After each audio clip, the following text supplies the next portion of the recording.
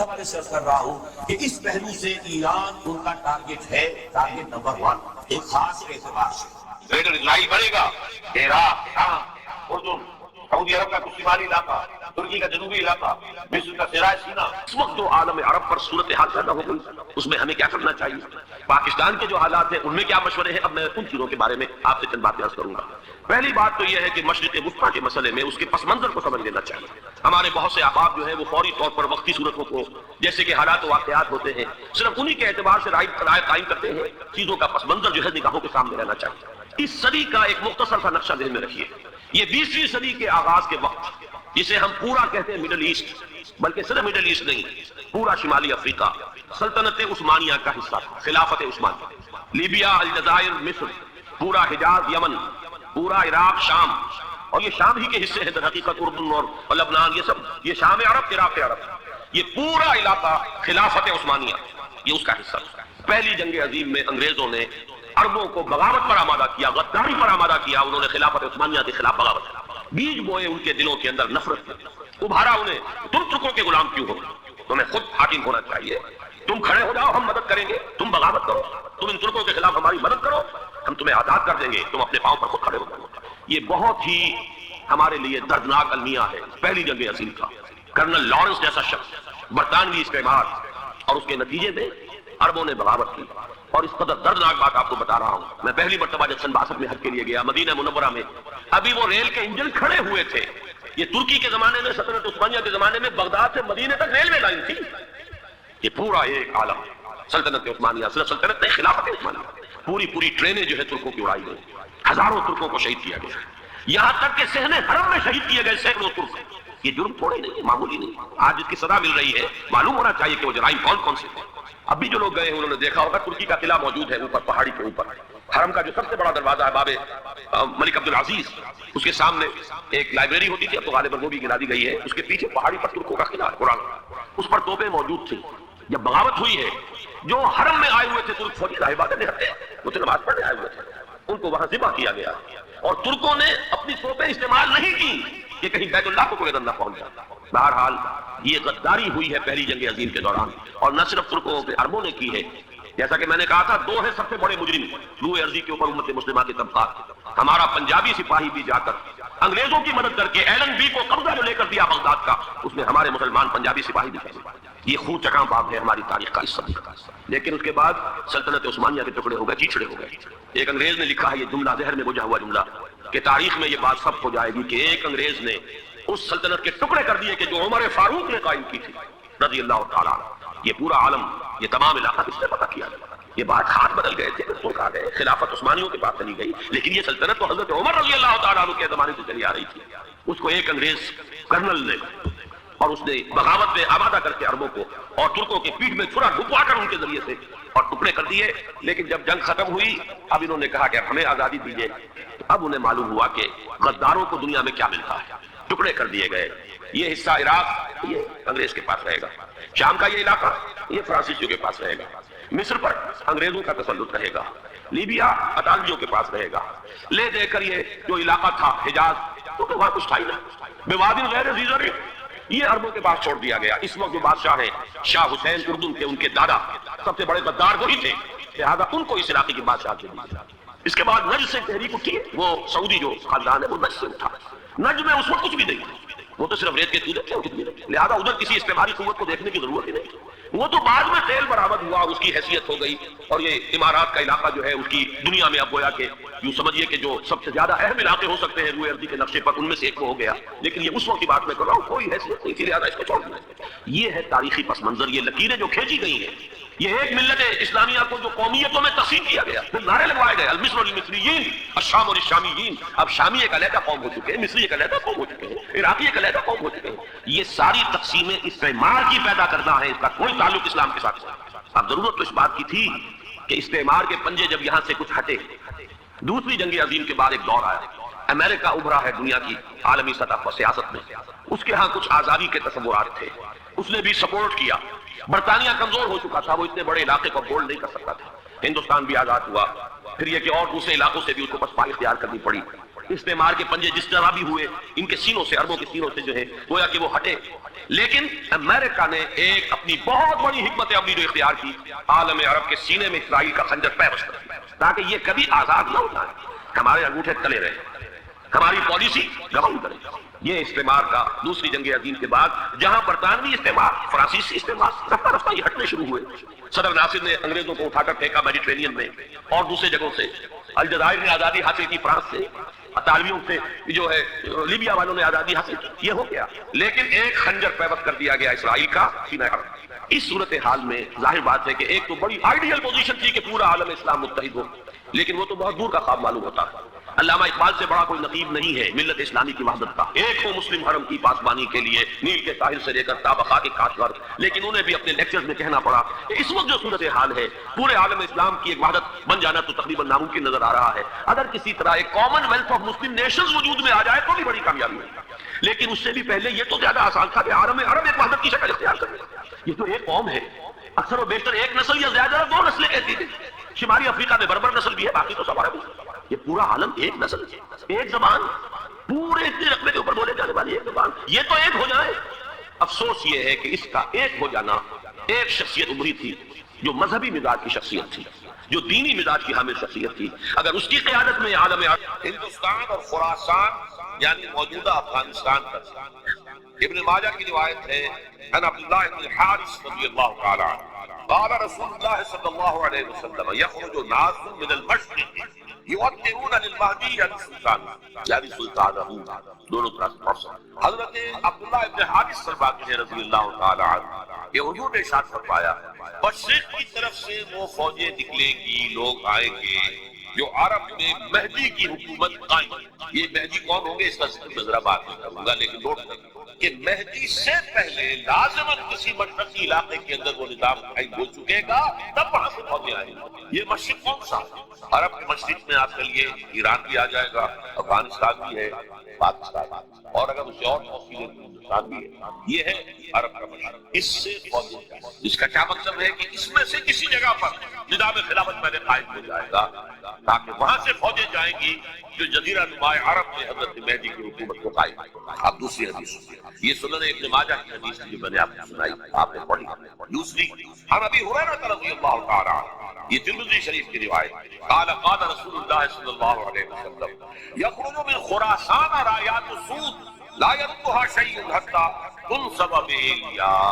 خراسان کے علاقے سے سیاہ جھنڈے لے کر فوجیں آئیں گے، ان کا رخ کوئی موڑ نہیں سکے، ان کو پیچھے پھیر نہیں سکے گی کوئی بھی، یہاں تک کہ وہ یروشلم میں جا کر ان کے نصب کر دیں۔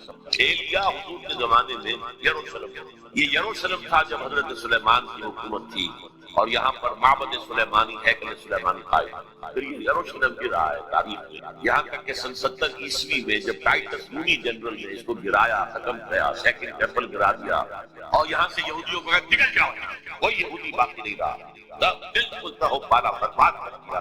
اس کے کوئی 150 سال بعد ہیڈریان، رومن ایمپرر ہیڈریان، اس نے پھر دوبارہ آباد کیا اسے، 150 سال تک یہ بالکل بنجر اور بالکل غیر آباد ہوا۔ اب ہیڈریان نے جب آباد کیا تو اس کا نام ایلیا رہا، اب یروشلم نام، تو حضور کے زمانے میں پھر اس کا نام ہے، اور اب اس سے کیا معلوم ہو رہا ہے کہ یہ یروشلم مسلمانوں کے قبضے سے اس وقت نکلا تھا، ایک دفعہ پہلے نکلا تھا، 199 عیسوی میں مسلمانوں کے ہاتھ سے نکلا تھا، عیسائیوں نے آ کر اس کو قبضے لیا، لاکھوں مسلمانوں کو مارا کر، اس کو 1187 عیسوی میں واپس لیا۔ کس نے لیا؟ صلاح الدین ایوبی، کرد، عرب کھوکھلے ہو چکے، عربوں نے کھویا، واپس نہیں لے سکتے، بہت حکومت کر چکے تھے 400-500 برس میں، اور ان کے عیش اور ان کے آرام اب ان میں جانے میں کہ وہ واپس لے سکتے، واپس لینے والا گرم کرد صلاح الدین ایوبی۔ گویا کہ اب آپ سمجھئے کہ 88 برس تک عیسائیوں کا قبضہ رہا یروشلم، اب 1967 میں یہودیوں نے قبضہ کیا ہے، اور اب 38 برس ہو گئے، 88 نہیں 38 برس ہو گئے، لیکن وہ دور آئے گا کہ اب پھر لیں گے، لینے والے عرب بھی نہیں ہوں گے، خراسان کے علاقے سے پہنچے. یہ خراسان کا تھا. ایلیا جو میں نے آپ کو یروشلم کے نام ہے. خراسان اس زمانے میں ایک بہت بڑے ملک تھے. کچھ حصہ پاکستان کا بھی اس میں شامل ہے, کچھ حصہ ایران کا بھی ہے. ایران کے اس حصے کو اب بھی خراسان ایک صوبہ ہے ایران کا چھوٹا سا. پاکستان میں خاص طور پر یہ جو علاقہ مالاکنڈ ایجنسی کہلاتی ہے, اس سے اوپر چھوٹا علاقہ ہے. اور یہ جو واخان کی ایک پٹی آتی ہے اوپر, واخان افغانستان کی ایک پٹی سی دم سی چلی آتی ہے جو جا کر چائنا کی طرف سے مل جاتی ہے. یہاں سے لے کے یہاں تک یہ جو مالاکنڈ کا وہ درہ ہے اور پہاڑ ہے, یہ بھی خراسان. باقی تقریباً 2/3 آف افغانستان ساؤدرن حصہ نہیں ہے خراسان کا حصہ, یہ سیستان کہلاتا ہے, یہ خراسان ہے. لیکن یہ کہ اوپر کا 2/3 آف افغانستان اور اس کے ساتھ یہ جو عرب جو اب یہ ترک ممالک آزاد ہوئے ہیں سوویت یونین کی سولوشن کے ساتھ, یہ سارا علاقہ کہلاتا ہے خراسان بزرگ, دی گریٹ خراسان. ایک مرتبہ ایک یہاں کا جو کونسلیٹ ایران کا وہ آئے تھے میرے پاس, ایک اہم آدمی, ان سے میں نے پوچھا خراسان تو پہلے دن کا خراسان نام آتا ہے, لیکن مجھے خراسان, او خراسان بزرگ, وہ جو دی گریٹر خراسان کی بات کر رہے ہیں وہ یہ. پھر میں نے اور کبھی سے بھی تحقیق کی, پہلے خیال تھا کہ پورا افغانستان میں شامل ہے, لیکن اب معلوم ہوا کہ نہیں, یہ جو جنوبی حصہ ہے یہ سیستان سے ہے. کچھ بلوچستان کا حصہ اس میں شامل تھا اور کچھ یہ جنوبی حصہ.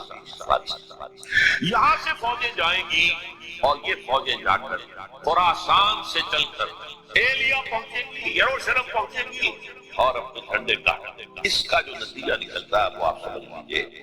اس میں بھی اب میں اس سیرت ترجمان القرآن اقبال کا ایک شعر آپ کو سنا رہا ہوں. ایک تو انہوں نے اردو میں کہا تھا, میرے عرب کو آئی ٹھنڈی ہوا جہاں سے, میرا وطن وہی ہے, میرا وطن ٹھنڈی ہوا ہوئی, مجھے ہندوستان کی طرف سے ٹھنڈی ہوا آ رہی ہے. صلی اللہ علیہ وسلم. اس کا جو ہے حوالہ مجھے نہیں مل سکا ہے اب تک, لیکن لوگ مانتے ہیں کہ ہاں ہے, حدیث ہے, پڑھی ہے ہم نے, لیکن بتا نہیں پا رہے ہیں. اور ظاہر بات ہے کہ حدیث کا ذخیرہ اتنا وسیع ہے کہ اس تلاش کرنا ساتھ ساتھ, اور اقبال میں کافی علم حاصل ہوتا ہے, اس کو بغیر کسی بنیاد میں نہیں کہہ سکتا. میرے عرب کو آئی ٹھنڈی ہوا جہاں سے, میرا وطن وہی ہے, میرا وطن. لیکن اس سے بھی زیادہ جو بات ہے وہ علامہ اقبال کا ایک شعر ہے جس کے پہلے مصرے میں تو حضرت مہدی کا ذکر ہے, وہ میں بعد میں اس کا ذکر کروں گا جب ان کا وقت آئے گا. خضر وقت از خلوت دشت حجاز آیت کروں, خضر وقت کا خضر, میرے نزدیک وقت کا مجدد حضرت مہدی, وہ خلوت حجاز سے باہر آئے. خضر وقت از خلوت دشت حجاز آیت کروں, کارواں زی وادی دور و دراز آیت کروں. کارواں اس وادی دور و دراز سے چلے گا. یہ وادی دور و دراز کون سی ہے؟ وادی سندھ. وادی سندھ کا تصور پتہ نہیں آپ کو, کیا آپ کو معلوم ہونا چاہیے کہ وادی سندھ یہ سارے ٹریبیوٹس جو آ رہے ہیں وادی دریائے سندھ میں مل رہے ہیں. جیسے ایک درخت ہوتا ہے اور اس کی شاخیں ہیں, وہ تو درخت کے تلے سے نکلی ہے. ایک یہ کہ ٹریبیوٹریز ہوتی ہے, چھوٹے چھوٹے دریا ہوتے ہیں, وہ ملتے ہیں تو ایک بڑا دریا بنتا ہے. یہ ٹریبیوٹریز مشرق سے بھی آ رہی ہیں سندھ میں, اور مغرب سے بھی آ رہی ہیں. افغانستان کا مشرقی حصہ اسی وادی سندھ کے اندر, اور یہ موجودہ پاکستان, بلکہ اس میں سے کچھ حصہ جو ہم چھوڑ چکے ہیں, ہم سے نکل گیا دریائے ستلج تک, یہ وادی سندھ کا حصہ. کہاں آ رہا ہے ستلج؟ سندھ میں. اور بیاس ستلج میں پہلے ہی آ گیا, راوی آ گیا, چناب آ گیا, جہلم آ گیا, سب سندھ میں پہنچ گئے. میٹن کوٹ میں پہنچ گئے. اوپر سے یہ دریائے سوات آ رہا ہے, یہ دریائے دیر آ رہا ہے, یہ دریا فنا آ رہا ہے, یہ دریا فلا آ رہا ہے, سب دریائے کابل میں ہو کر کہاں پہنچے؟ سندھ میں. اوپر سے دریائے ہندا آ رہا ہے, دریائے گلگت آ رہا ہے, کہاں آ کر گرے؟ سندھ میں. پھر یہ جو دریا آ رہے ہیں جو ہمارے جو ہے درائے گومل سے چلا آ رہا ہے, کوچی چلا آ رہا ہے, کہاں جاتے؟ یہ پوری بات, یہ افغانستان کا مشرقی حصہ جو پختون ہے 100% پختون, وہ در حقیقت وادی سندھ, یہ دو طرف سے وادی. کارواں عظیم, اس سے مراد عظیم, کارواں عظیم وادی دور و دراز آیا. فوجیں یہاں سے جائیں گی حضرت مہدی کی حکومت قائم کرنے کی. خضر وقت از خلوت دشت حجاز آیت کروں, کارواں زی وادی دور و دراز آیا. یہ ہے اس سیرت. حالانکہ یہی شخص ہے جو اپنے خطبات کے اندر نفی بھی کرتا ہے کہ یہ مہدی اور یہ سب تصورات ہیں, یہ کوئی صحیح نہیں ہے, اور یہ پرانی روایات چلی آ رہی تھی، ہر مذہب میں تصور ہے، اس طرح کی بات کہی۔ جب عقل سے بات کرتا تھا اس میں ٹھوکریں کھاتا تھا، جب دل سے اس کے یہ سیلاب کے معنی چشمہ ابھرتا تھا دل سے اس کی شاعری، اس میں ہوتے تھے وہ ہمارے جو ابد، اس پر جو اشفاق صاحب ہوتے تھے ہمارے اشفاق احمد ادیب، ڈرامہ نگار تلقین شاہ، انہوں نے بڑی پیاری بات کہی، اگر جن کا مذاق اڑایا تھا وہ نامہ نوائے وقت، بات بڑی پیاری تھی۔ اقبال ایک دن کا اقبال تھا، ایک رات کا اقبال تھا۔ دن کا اقبال فلسفی تھا، وہ اپنی عقل سے غور و فکر کرتا تھا، اس کا حاصل جو ہے وہ لیکچرز، خطبات، ان میں بہت سی باتوں پر علماء کو شدید اعتراض ہے۔ ایک رات کا اقبال تھا، اسے الہام ہوتا تھا، سیلاب آتا تھا شاید، اور وہ اقبال جو ہے اصل ہے، اور اس کو کہا اقبال نے خود، ڈاکٹر یوئنگ ہوتے تھے جو پرنسپل تھے ایس سی کالج کے، ان کے نام سے یوئنگ ہال اب بھی موجود ہے، نیلا گنبد چوک، ایک ہاسٹل بنایا تھا انہوں نے یوئنگ ہال۔ ایک دعوت کی سب جگہ تھے، ڈاکٹر یوئنگ بھی تھے، علامہ بھی تھے۔ یوئنگ نے بڑا تیکھا بات کیا کہ ڈاکٹر اقبال ہم نے سنا ہے کہ آپ کے ساتھ بھی وربل ریولیشن کا قائل ہے۔ پہلے مسئلہ سمجھ لیجیے ورنہ واقعہ سمجھ نہیں آیا تھا۔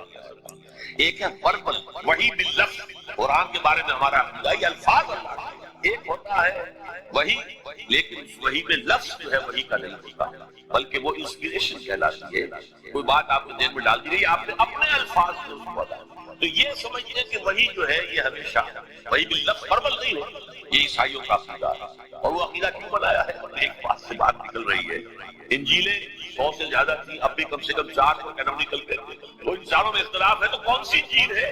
میں جب پڑھتا تھا میڈیکل کالج میں، تو میں نے بٹگمری میں ایک بہت بڑا انفارمیشن ہے، تو وہاں پادری صاحب سے مسٹر وائٹ جا کے میں نے کہا کہ which one of these is Bible؟ جواب آپ سنیے، ذہانت none of them is Bible. Bible is in them. ان میں سے کوئی بائبل نہیں ہے، بائبل ان کے اندر ہے، یعنی جو مفہوم عیسیٰ کو وہ خدا سمجھتے ہیں اور ان کو اپوسٹلز کہتے ہیں، یہ نبی تھے، حضرت عیسیٰ کے رسول تھے، یہ متی ہو یہ جون ہو جو بھی ہے اپوسٹلز، تو جو حضرت عیسیٰ نے ان سے کہا وہی کی، انہوں نے اپنے الفاظ میں اس کو ادا کیا ہے، لہذا ادا ہو جائے گا معاملہ، جیسا کہ احادیث کے اندر۔ تو اقبال سے کہا کہ اقبال، ڈاکٹر اقبال، میں نے سنا کہ آپ کی وربل ریولیشن کے قائل ہیں۔ کہنے بالکل، اور مجھے تو ذاتی تجربہ ہے، مجھ پر جو شعر اترتا ہے وہ الفاظ میں ڈھلا ہوا ہوتا ہے، میں تبدیلی کرنا چاہوں تو نہیں کر سکتا۔ چپ ہو گیا، اب آگے کیا بولے گا؟ تو بہرحال اقبال کا یہ شعر جو ہے رات کے اقبال کا شعر ہے، اس اقبال کا جو الہام ہوتا ہے۔ خضر وقت از خلوت دشت حجاز آیت کارواں ذل وادی دور و دراز آیت۔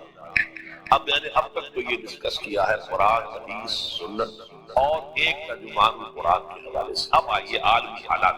عالمی حالات سے بھی معلوم ہوتا ہے کہ ایک عالمی ریاست تقدیر مبرم ہے۔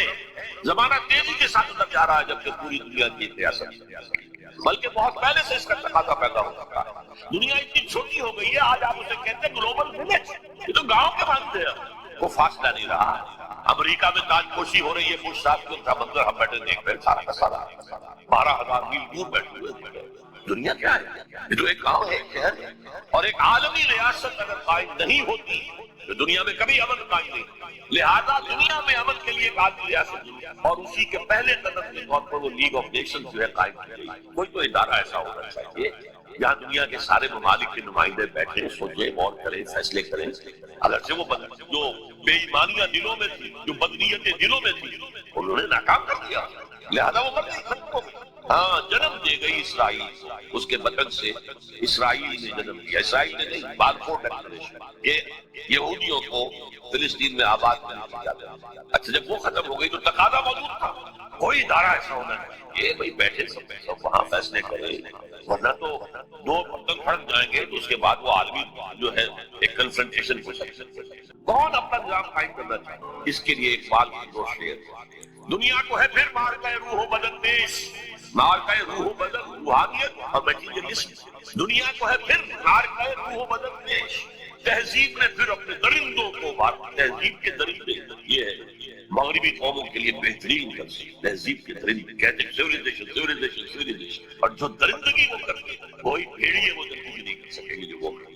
دنیا کو ہے پھر مارکہ روح و بدن پیش، تہذیب نے پھر اپنے درندوں کو ابھارا، اللہ کو پا کر دیے مومن پہ بھروسہ، ابلیس کو یورپ کی مشینوں کا ساتھ. This grand confrontation is very soon to come. Very soon to come. Very soon. ایک طرف اللہ ہے اور مرد مومن، دوسری طرف ابلیس ہے اور اس کا سب سے بڑا ایجنٹ یہودی ہے اور یہودیوں کے سپورٹرز. یہ ہے دو طرفہ، یہ دو فریق. اور وہ میں آپ کو پہلے سنا چکا ہوں. ابلیس نے کہا تھا مجھے نہ جمہوریت کا کوئی خطرہ ہے، نہ کوئی فاشزم سے خطرہ ہے، نہ کوئی اشتراکیت سے خطرہ ہے. اگر کوئی خطر مجھ کو تو اس امت سے ہے جس کی خاکستر میں ہے اب تک شرارات، خال خال قوم میں اب تک نظر آتے ہیں. وہ کرتے ہیں اشک سحر گاہی سے جو ظالم گزر. وہی خطرہ ہے جس کا ذکر کیا جب یو ایس ایس آر ختم ہو گئی، جس کے لیے نیٹو بنایا گیا تھا، جس کے لیے سیٹو بنایا گیا تھا، جس کے لیے سینٹو بنایا گیا تھا to contain U S S R. اب جب یو ایس ایس آر ختم ہو گیا وہ تو سربسجود ہو گیا مغرب کے سامنے، ہاتھ پھیلا کر بھیک مانگنے کی پوزیشن میں آ گیا. اس وقت اثر نو نیٹو کو آرگنائز کر رہے ہیں، ایکسٹینڈ کر رہے ہیں. کسی نے پوچھا چیف آف دی نیٹو سے یہ اب آپ کس بات پر؟ ہمیں مسلم فنڈامنٹلزم سے خطرہ ہے. وہ جو ابلیس نے کہا وہی کہ مستقبل کی ان پیشن گوئیوں کو سامنے رکھ کر اپنے ڈوبتے ہوئے جو دل ہیں انہیں ذرا سہارا دیجئے. ٹوٹتی ہوئی ہمتیں جو ہیں ان کے اندر اثر نو، ایک عزم، ایک استقلال، ایک ہمت جو ہے پیدا کیجئے. اپنی کمر کو کسیے، محنت کیجئے. اس ایلیا کے بارے میں حضور نے خبر دی. اس حدیث سے معلوم ہوا کہ یہ مسلمانوں کے ہاتھوں سے نکل چکا ہوگا، لیکن ان کو لینے والے خراسان سے چل کر آئیں گے.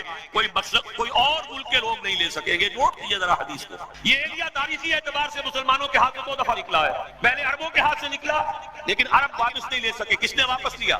کوئی نظام اگر عالمی سطح پر آتا ہے یا آنے کا امکان ہے تو اس کی ترتیب اور تدریج یہی ہوگی کہ پہلے کسی ایک ملک میں آئے اور پھر پہلے.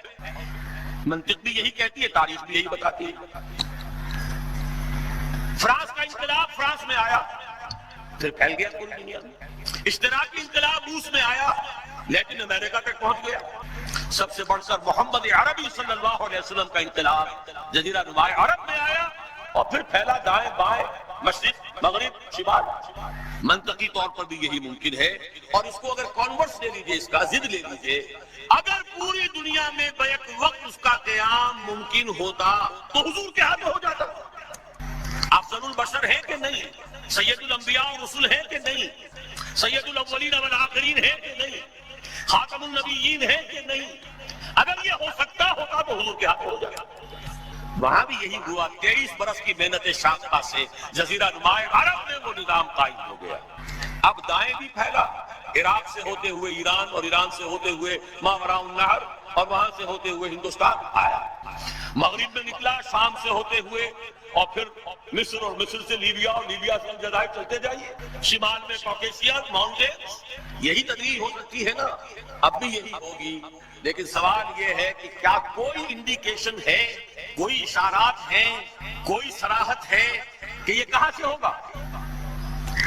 مسلمانوں کا ذہن تو فوراً جائے گا کہ مکہ مکرمہ ہی سے ہونا چاہیے، مدینہ منورہ سے ہونا چاہیے، جزیرہ نما عرب سے ہونا چاہیے. لیکن دو اعتبارات سے بات بالکل مختلف ہے. بلکہ میں تو شاید آج تیسری بات کا اضافہ کر کے بتاؤں، 3 اعتبارات سے بالکل مختلف ہے. پہلی بات ہے پچھلے 400 برس کی تاریخ. ختم نبوت کے بعد اہم ترین دینی منصب مجددین کا ہے. ان اللہ یبعث فی هذه الامه علی راس کل 100 عام من یجدد لها دینها. اللہ تعالیٰ اس امت میں ہر صدی کے سرے پر ایسے لوگوں کو اٹھاتا رہے گا جو اس کے دین کو تازہ کرتا ہے.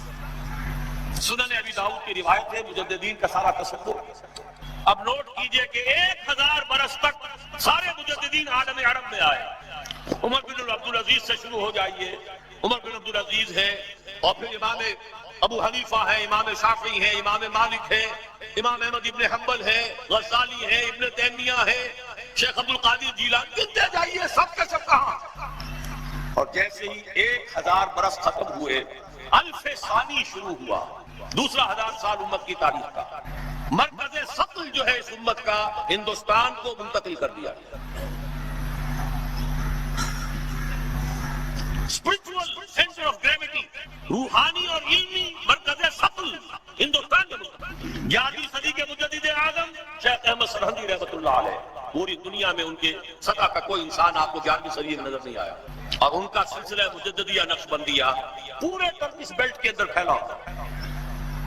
اسی سال ایک بہت بڑی کانفرنس ہوئی ہے لاس اینجلس میں، سلسلہ مجددیہ نقشبندیہ کی ایک بہت بڑی کانفرنس ہوئی ہے، میں خود بھی اس میں شریک ہوا ہوں۔ اگرچہ وہاں بہت سی غلط چیزیں بھی شامل ہیں، لیکن اندازہ کیجئے یہ سلسلہ پورے ٹرکش بیلٹ میں، امام شامل تھے تو انہی میں سے تھے، یہ پوری ٹرکش بیلٹ، افغانستان سے شروع ہو جائیے، صبغت اللہ مجددی، یہ کون سے کس کے نام سے ہے یہ؟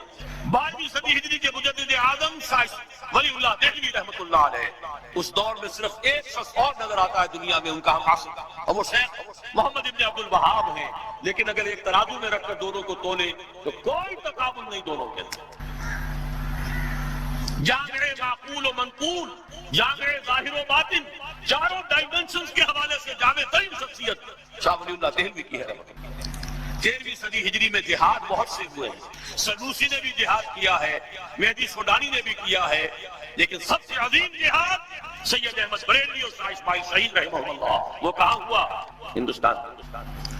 14ویں صدی میں یوں تو ہمارے ہاں بہت سے لوگوں نے اپنے اپنے مجدد جو ہے منتخب کر لیے ہیں۔ تھانوی حضرات کے نزدیک مولانا اشرف علی تھانوی رحمۃ اللہ علیہ نصر مجدد جامع المجددین ہے، بریلوی حضرات کے نزدیک شاہ احمد رضا خان بریلوی وہ بہت بڑے مجدد ہیں وغیرہ وغیرہ، لیکن میرا اپنا تجزیہ ہے، میں نے اپنی پوری کتاب میں بھی واضح کر چکا ہوں، علماء کے طبقے کی عظیم ترین شخصیت مجدد اعظم 14ویں صدی کے شیخ الہند مولانا محمود حسن اسیر مالٹا، جس کو انگریز نے گرفتار کر کے ہندوستان میں نہیں رکھا، مالٹا میں رکھا ہے۔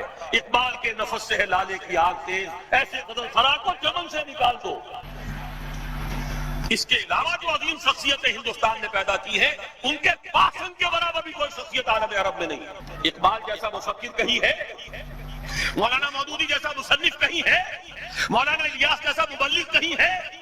عالمی سطح پر عالم عرب ہو یا عالم عجم ہو، اگر کوئی ڈنکا بول رہا ہے تو مولانا مودودی کی کتابوں کا ہے، مولانا الیاس کی تبلیغی جماعت کا ہے، اور دنیا کے کسی ملک سے اٹھنے والی کسی جماعت کا عالمی سطح پر کوئی ایسا نہیں۔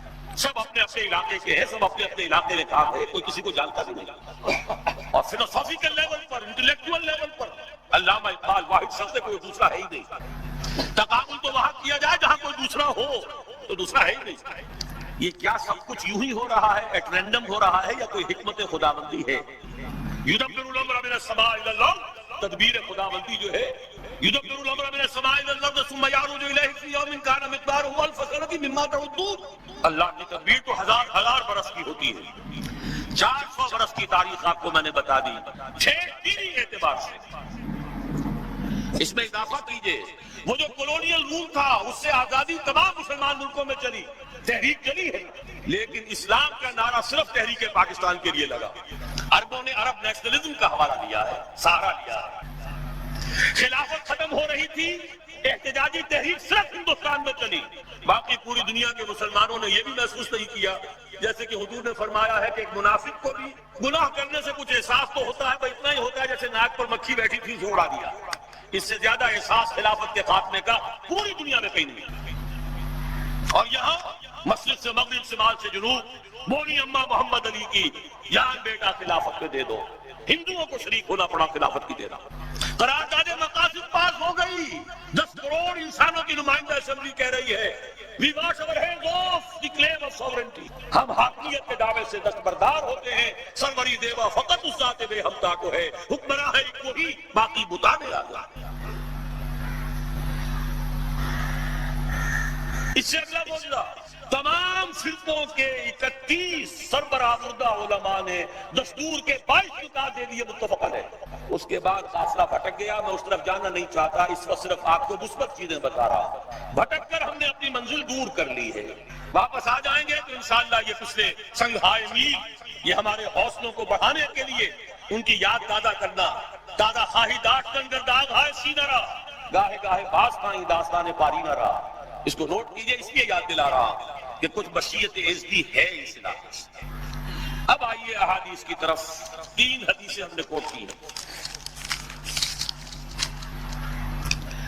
عن عبداللہ بن الحارث رضی اللہ عنہ، ابن ماجہ کی روایت ہے، یہ سنن ابن ماجہ، عن عبداللہ بن الحارث رضی اللہ عنہ قال رسول اللہ صلی اللہ علیہ وسلم یخرج ناس من المشرق یؤتمون للمہدی یعنی سلطانہ مشرق کی طرف سے لوگ نکلیں گے جو منزل پر منزل کرتے ہوئے آئیں گے وطا پاؤں تلے روندنا مہدی کے لیے یعنی اس کی حکومت قائم کرنے کے لیے. مہدی کا ظہور جو بھی ہمارے پاس روایات ہیں وہ یہی ہے کہ ان کا ظہور تو عالم عرب ہی میں ہوگا, مکے ہی میں, وہی ان سے بیعت ہوگی. اس وقت تصور ذہن سے نکال دیجئے جو شیعوں اور سنیوں کے درمیان اختلاف ہے. ان کے نزدیک ان کے بارے میں ایمان ہے جو چھپے ہوئے ہیں وہ ظاہر ہوں گے. ہمارے نزدیک جیسے اور مجددین پیدا ہوئے ہیں اپنے اپنے وقت میں, ایسے ہی ایک مجدد پیدا ہوں گے جن کا نام مہدی ہے, اور ہو سکتا ہے بلکہ میں یقین سے کہتا ہوں کہ ہو چکا ہے کہ وہ پیدا ہو چکا. زمانے کی رفتار بتا رہی ہے, حالات کا رخ بتا رہا ہے. لہذا یہ شیعہ سنی فرق و دین سے اس وقت نکالا. جیسے مجدد الفسانی کھڑے ہوئے, جیسے احمد ابن حنبل کھڑے ہوئے, ایسے ہی ایک اللہ کا بندہ حضرت فاطمہ رضی اللہ تعالی عنہ کی نسل سے حضرت حسن کی اولاد میں سے ہوگا, اور اس کا وہی سے آغاز ہوگا. لیکن وہاں سے آغاز تو ہوگا, اس کی حکومت جمانے کے لیے فوجیں مشرق سے چل کر آئیں گی.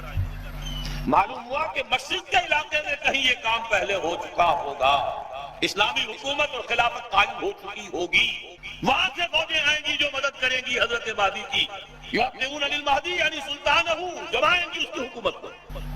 علامہ اقبال نے غالب ایسے ہی حدیثوں سے کوئی انسپریشن لی تھی کہ میرے عرب کو آئی ٹھنڈی ہوا جہاں سے, میرا وطن وہی ہے, میرا وطن وہی ہے. حضور صلی اللہ علیہ وسلم کو ٹھنڈی ہوا ہے.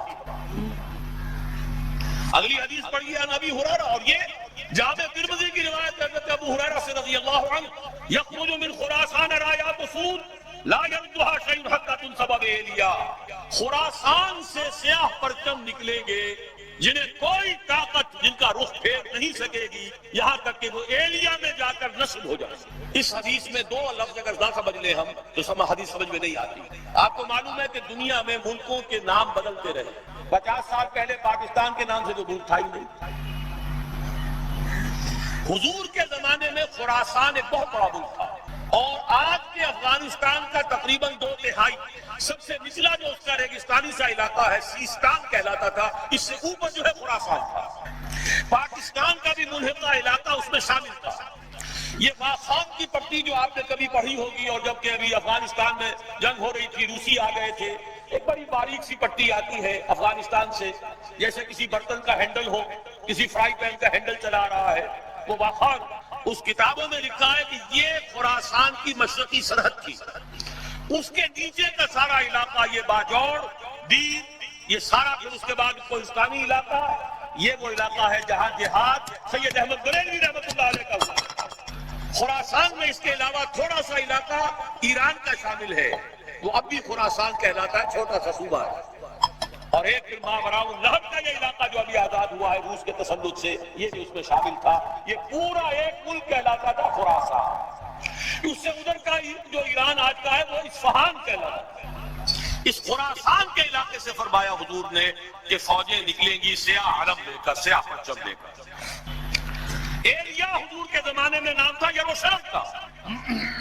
یروشلم کو سن 70 عیسوی میں جب تباہ و برباد کیا ہے ٹائٹس رومی نے, بالکل تباہ و برباد کر دیا, اس کو پھر اجاڑ دیا جیسے کبھی نیبوکڈنیزر نے اجاڑا تھا. اس کے بعد ایمپرر ہیڈریان تھا ایک رومن ایمپرر, اس نے دوبارہ آباد کر کے اس کا نام بھی رکھا ہے ایلیا. اب وہ یروشلم نہیں تھا, اور سن 70 عیسوی سے ان کا جو سیکنڈ ٹیمپل تھا وہ گرا پڑا ہوا, آج تک گرا پڑا.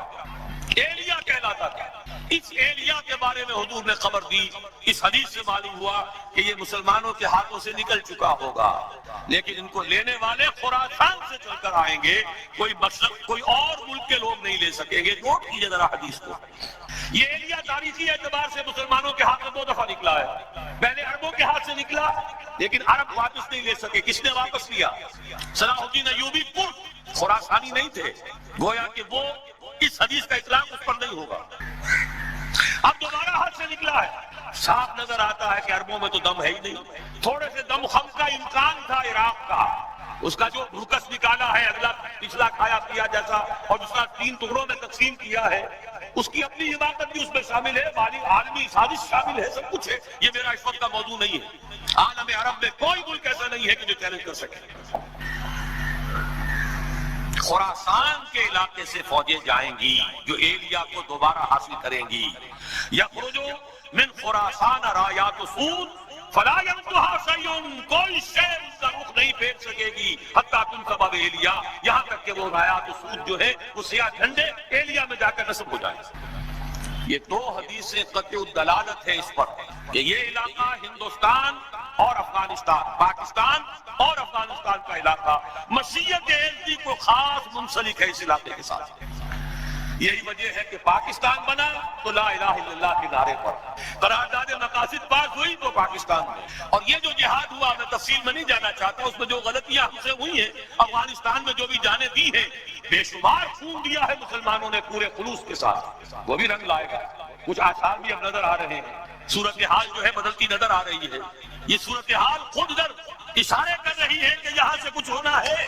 اور میں جو تجزیہ کرتا ہوں وہ یہ ہے، فکری، علمی، روحانی اعتبار سے 400 سال کے تجدیدی کارنامے کا خلاصہ بر عظیم پاک و ہند کا پاکستان میں آ کر جمع ہوا. اور بازوئے شمشیر زنگ وہ اللہ نے افغانستان کی صورت پیدا کی. جو قوم 15 لاکھ سے زیادہ آدمی دے چکی ہو، اس قوم کو دنیا کی کوئی طاقت شکست نہیں دے سکتی. آپس کا اختلاف تھا جو روکے بیٹھا تھا، ایک فرد سے بیعت کر کے توڑ دی تھی، اس کی صدا پائی ہے. عبد الرسول سیاف سے بیعت کی اور بیعت کر کے توڑی، اس کی صدا ملی. صحابہ کو بھی اللہ تعالیٰ نے صدا دی تھی، 35 تیر اندازوں نے حکم کی خلاف ورزی کی تھی، 70 شہید کر دیے. اللہ چاہتا تو کنڈول کر دیتا، معاف کر دیتا، لیکن نہیں، سبق سکھانا تھا. وَلَقَدْ صَدَقَكُمُ اللَّهُ وَعْدَهُ إِذْ تَحُسُّونَهُم بِإِذْنِهِ حَتَّىٰ إِذَا فَشِلْتُمْ وَتَنَازَعْتُمْ فِي الْأَمْرِ وَعَصَيْتُم مِّن بَعْدِ مَا أَرَاكُم مَّا تُحِبُّونَ. سزا دی ہے تاکہ آئندہ کے لیے سبق ہو. یہ سب کچھ ہوا ہے، لیکن انشاءاللہ اسی علاقے سے اسلام کا بول بالا ہوگا، یہیں سے شروع ہوگا معاملہ. اور اس کے بعد آخری حدیث پڑھ لیجئے. جزیرہ نما عرب میں ہوا تھا تو کیا ہوا تھا، پھر مشرق بھی اور مغرب بھی. یہ حدیث، اس کے بھی سمجھنے میں بہت سی مسلمانوں کو دقت ہوتی رہی ہے. یہ تو جیسے قرآن مجید کی بہت سی آیات، آج جبکہ سائنٹیفک ہماری معلومات کا دائرہ وسیع ہو رہا ہے، جتنا واضح ہو کر آج سامنے آ رہا ہے پہلے نہیں آ سکتا تھا. کل فی فلک یسبحون، یہ جتنا آج سمجھ میں آتا پہلے نہیں سمجھ میں آ سکتا تھا. اسی طرح اس حدیث کو کیسے سمجھتے؟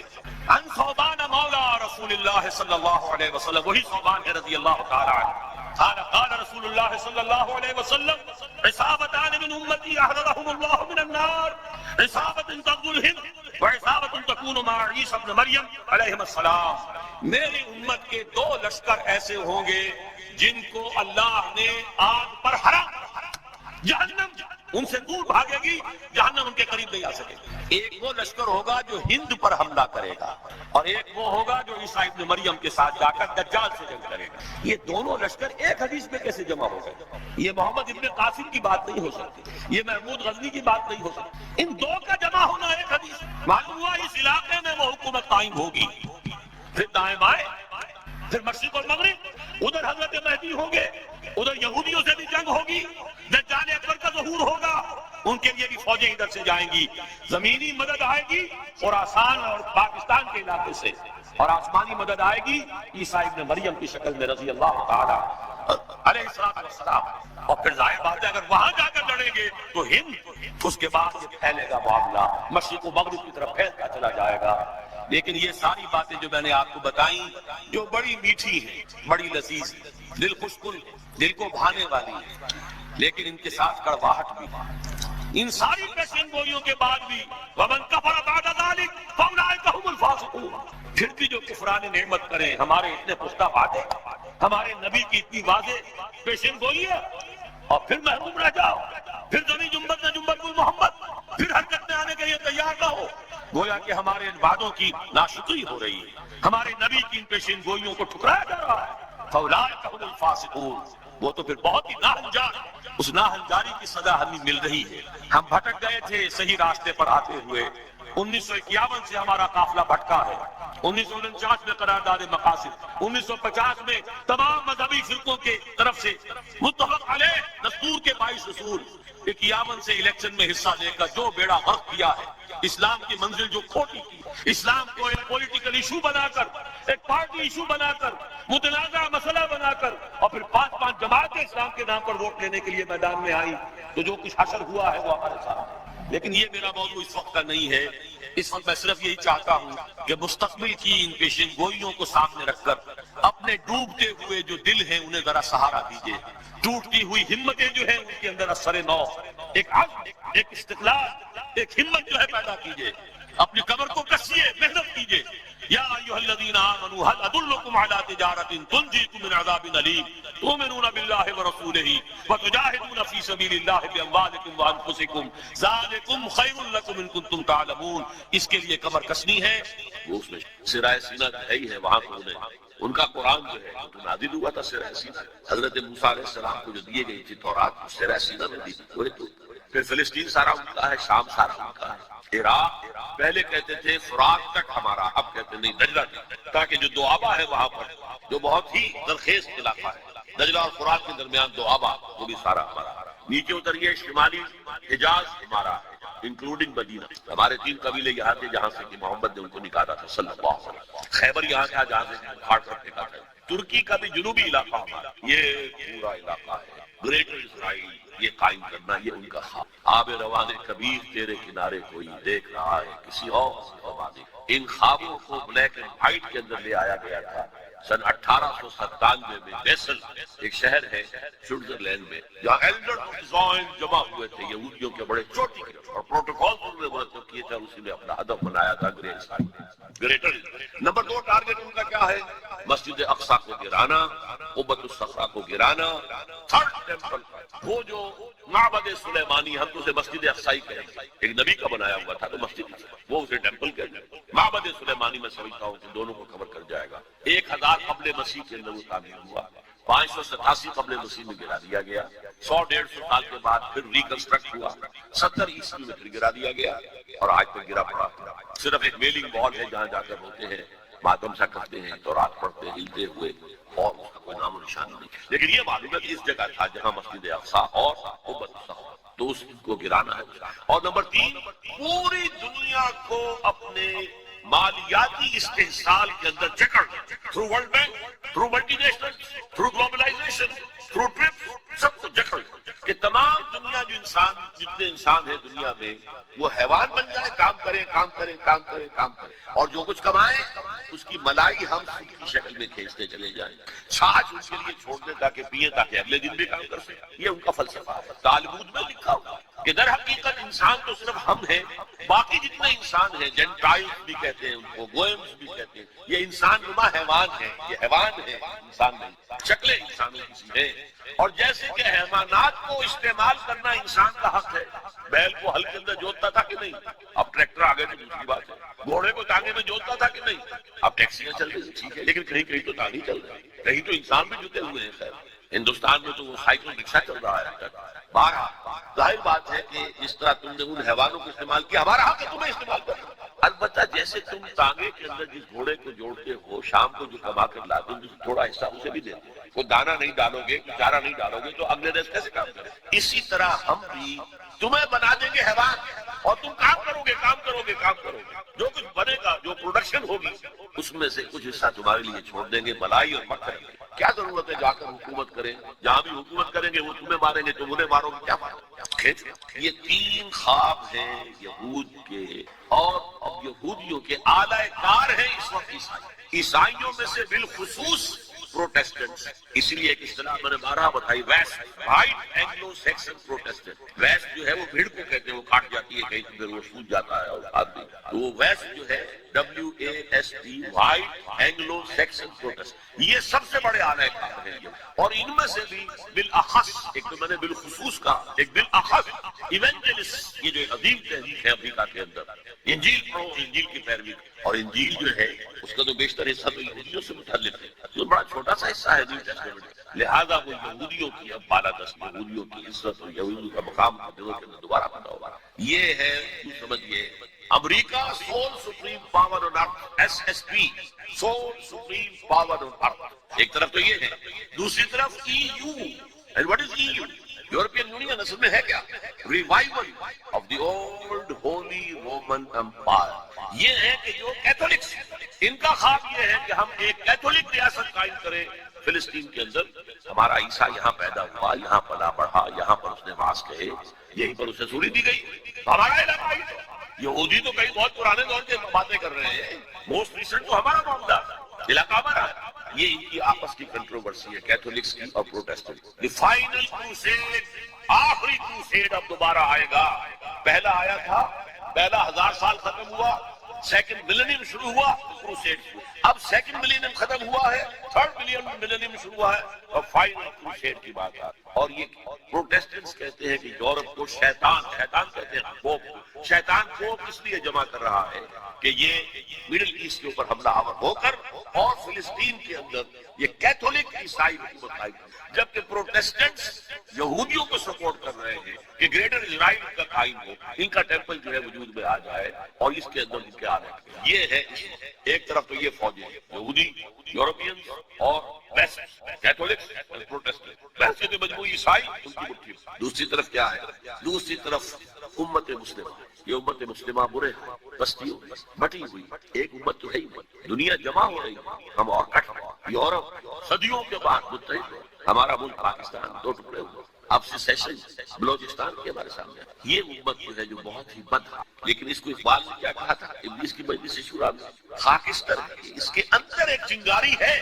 وہ چنگاری کیوں پیدا ہوئی ہے اس کے بارے میں ہسٹوریکل پرسپیکٹو۔ جیسے ہی یورپی استعمار کا بستر لپٹنا شروع ہوا، یہاں سے انگریز گئے 47 میں، ادھر سے وہ بلندیزی چلے گئے آپ کے انڈونیشیا سے، اور کہیں سے فرانسیسی چلے، لیبیا سے اطالوی چلے گئے، الجزائر سے فرانسیسی چلے گئے، مصر سے انگریزوں کو اٹھا کر صدر ناصر نے میڈیٹرینین کے اندر پھینک دیا۔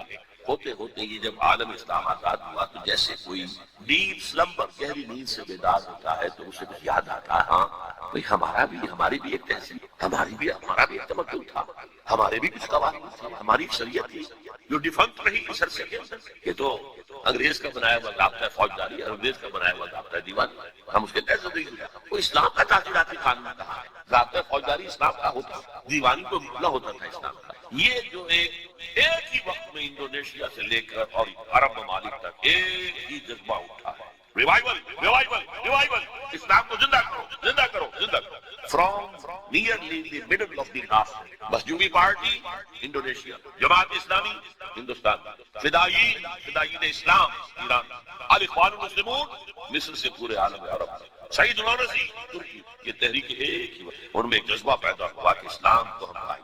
ان تہذیبوں نے، ان تحریکوں نے ایک چیز بہت عام کر، اللہ کا شکر بہت عام، وہ تصور اب چلا گیا۔ کچھ لوگ جو ہیں بہت ہی دقیانوسی لوگ لے کر بیٹھے ہوئے ہیں، لیکن جو بھی ذرا بیدار ہے، جس کے اندر تھوڑی سی بھی اندر illumination آ رہی ہے، وہ جانتا ہے اسلام صرف مذہب نہیں، دین ہے، مکمل نظام زندگی ہے، اور دین اپنا غلبہ چاہتا ہے۔ دین ہوتا ہی اس وقت ہے جب غالب نہیں ہے، مغلوب ہو گیا تو وہ مذہب رہ جائے گا۔ اس میرے فارمولے کو اچھی طرح سمجھ لیا۔ انگریز آیا، دین اب انگریز کا ہو گیا، قانون اس کا ہوگا، اپنا قانون اپنے گھر میں رکھو، ہاں نمازیں پڑھو، مذہب Islam we are ready to recognize, دین اسلام۔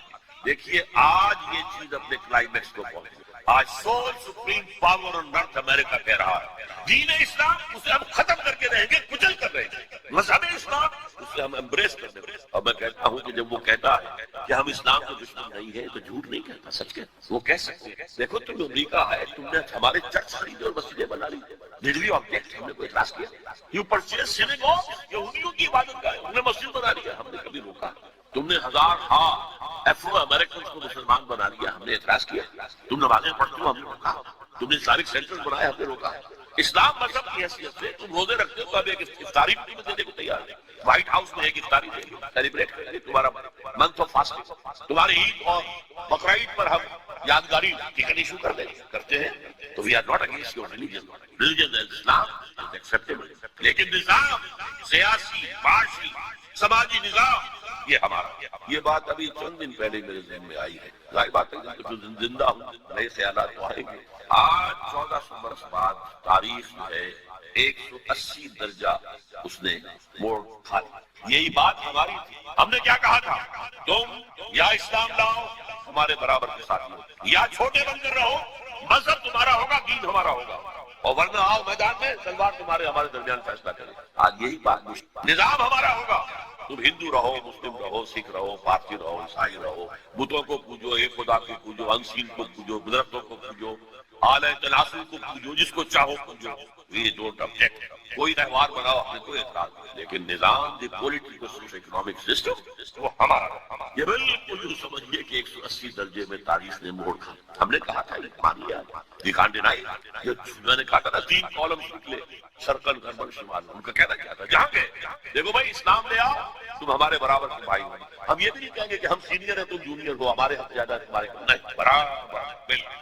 اگر اسلام نہیں لاتے تو چھوٹے بن کر رہو، دین نظام ہمارا ہوگا، مذہب تم رکھ سکتے ہو، عیسائی ہو، پادری جو بھی ہو، عیسائی یہودی جو چاہتے ہو، اور ورنہ آؤ میدان میں تلوار، یہ تمام ہر جگہ یہی کام، یہی کام۔ ابھی ہم نے حدیث پڑھی ہے، لیکن یہ اس وقت یہ نہیں ہے، یہ ابھی ذرا اور آگے کی دور کی بات ہے۔ لا يبقى على ظهر الارض بيت مدر ولا غبر الا ادخل الله كلمة الاسلام بذل ذلیل اور اس سے عزیز۔ یہاں تو اللہ تعالیٰ اس گھر والے کو اسلام کی توفیق دے گا، اسلام اس کے گھر میں داخل ہوگا، اس کا بھی احساس ہے، اور یا وہ چھوٹا ہو کر رہے گا، ہاتھ سے جزیہ پیش کرے گا، یوم الجزیہ یدی وہم صاغرون، غلبہ اسلام کا ہوگا، دین اسلام کا۔ بہرحال یہ تحریکیں جو ہیں اس میں بہت کچھ، ایک تو پازیٹو نکل چکا ہے، وہ باقی ہے، وہ ختم ہونے والا نہیں، کہ کچھ صدیوں کے انحطاط اور زوال کی وجہ سے ہم سمجھ بیٹھے تھے کہ اسلام بھی بس ایک مذہب ہے، اب ہم سمجھتے نہیں اسلام کی اور یہ غلبہ تھی، لیکن یہ تحریکیں سب کی سب ناکام۔ اس کی 2 وجوہات ہیں، اسے میرے ہاں میری کتابوں میں تفصیل سے بحث ہے۔ پہلی وجہ یہ ہے کہ ان تحریکوں نے اسلام اور اس کے نظام پر تو بہت توجہ دی ہے، ایمان پر۔ اسلام ایک عمارت ہے جس کے نیچے بنیاد ایمان ہے، جب تک ایمان کبھی نہیں، لیونگ تھروبنگ ایمان، برننگ ایمان، ایمان وتھ کنوکشن، اس وقت تک یہ مہم سر۔ اور نمبر 2 میتھڈالوجیز انہوں نے جو ہم اصل تحریکیں تھیں ان سے بورو کر لی، کمیونسٹوں سے، سوشلسٹوں سے لے لی، فاشسٹوں سے لے لی، اور گوریلوں سے لے لی، یہ ساری جو ہے بوروڈ میتھڈالوجی، حالانکہ اس میتھڈالوجی لینی چاہیے تھی سیرت محمد صلی اللہ علیہ وسلم۔ ان 2 غلطیوں کی وجہ یہ ساری تحریکیں ناکام ہیں۔ الاخوان تقریبا، جماعت اسلامی تقریبا، اور بھی تحریکیں، فدائین اسلام کا ذکر کا ذکر ہی نہیں ملا، یہ تو بعد میں وہاں مجاہدین خلق وغیرہ پیدا ہوئے، لہٰذا یہ تحریکیں ناکام ہیں۔ اور اب ہونے والا کیا ہے اس کیفیت میں، میں نے بتا دیا، ایک طرف وہ ہے، ایک طرف یہ۔ اب جو ہونے والا ہے نمبر 1، فوری طور پر تیسری عالمگیر جنگ جو سر پر کھڑی ہے، آرمگیڈون جسے وہ کہتے ہیں بائبل کی اصطلاح میں، اور الملحمۃ الکبریٰ یا الملحمۃ العظمیٰ، یہ حدیث کے اندر متفق گردید رائے ابو علی برائے من، انجیل کی آخری کتاب ریولیشن آف جان،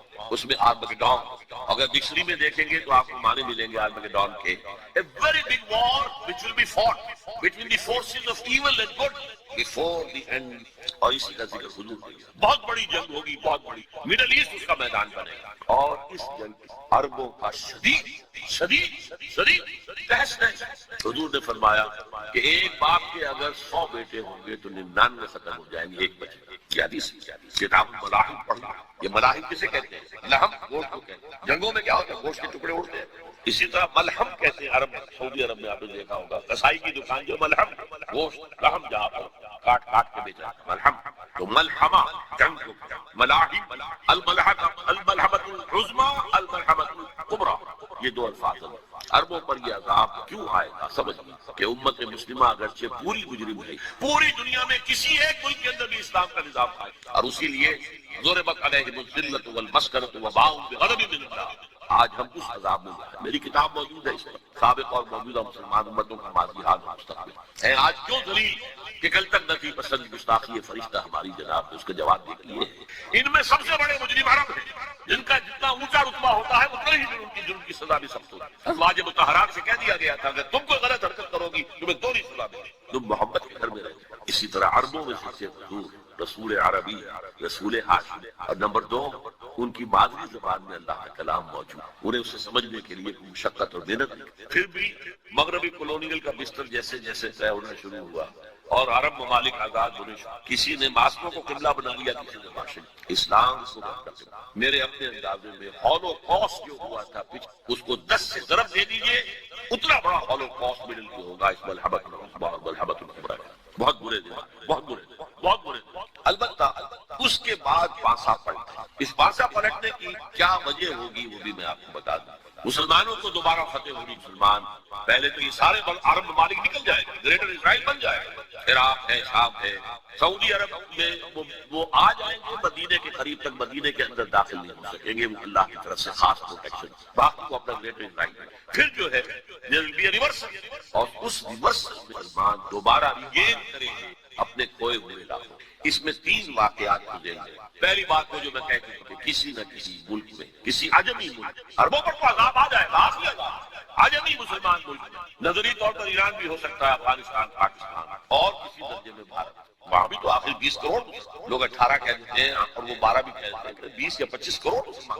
بہرحال یہ جو دوبارہ پھر مسلمان جو ہیں ابھریں گے، اس میں پہلا سبب کیا ہوگا کہ کسی علاقے میں، عجمی مسلمان علاقے میں خلافت علی منہاج النبوہ قائم ہوا۔ میرے نزدیک پاکستان اور افغانستان، میرا گمان ہے واللہ عالم، میں نے کہا تھا ان باتوں میں اختلاف کی گنجائش ہے، یہ کوئی میں قرآن و حدیث کی سے نہیں کہہ رہا ہوں، لیکن جو میرا مشاہدہ ہے افغانستان کی تقسیم ہو جائے گی، پختون حصہ جو ہے پاکستان کے ساتھ ملے گا، اور یہ یہاں پر وادی سندھ، جس کو اقبال نے کہا ہے کارواں ہی وادی دور و دراز آیت کرو، اس جہاں پر خلافت علی منہاج النبوہ کا نظام قائم ہوگا اور یہاں سے فوجیں چلیں گی، نمبر 1۔